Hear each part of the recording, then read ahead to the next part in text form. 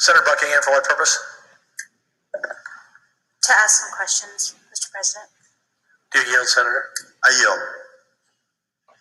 Thank you, Senator Taylor, for all you've done. I know you've worked incredibly hard on this. The students of Texas and the educators are truly blessed by all of your hard work. With that, just a couple of questions, because I know the bill's going to change, but the bill is before us, brings me some concerns on the cost of the bill as well as the funding mechanisms. So I just want to clarify, at this point as the bill comes before us, the fiscal note is $15.5 billion. Is that correct?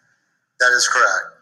And the funding mechanism in Article 4 under property tax relief, it's contingent on a joint resolution being approved by the voters of the state as well?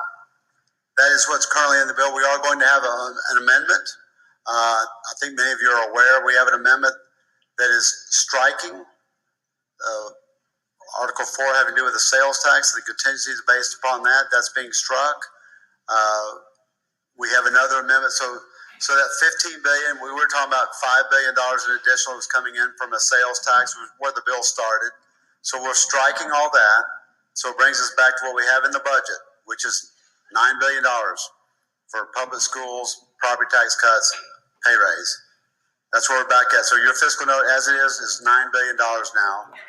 We are going to take an amendment from Senator Watson, who's been working with the working group that the Senate put together to come up with alternative sources of revenue. That's going to bring in about $3 billion, $2.93 billion, and we are modifying the bill. So you'll have a revised fiscal note, hopefully a little later today. I think we're going to pause and wait for that. But that all that fiscal note changes is all on the property tax side. So all those additional resources we were talking about on income, that was purely for property tax. So the rest of the bill remains intact, and what you have before you is pretty much what it is. Yes, sir. And you know, my chief priority is being sure that we give property tax relief to our folks. I have Amendment 44 that will address that, pending the other changes. I do support many of the reforms in this bill and hope to be able to vote for it. But at this time, because of those reasons, I can't support the bill as currently written. But we'll look forward to seeing how the amendments go today. Well, I think you'll like it once the amendments are done. Thank you, Senator.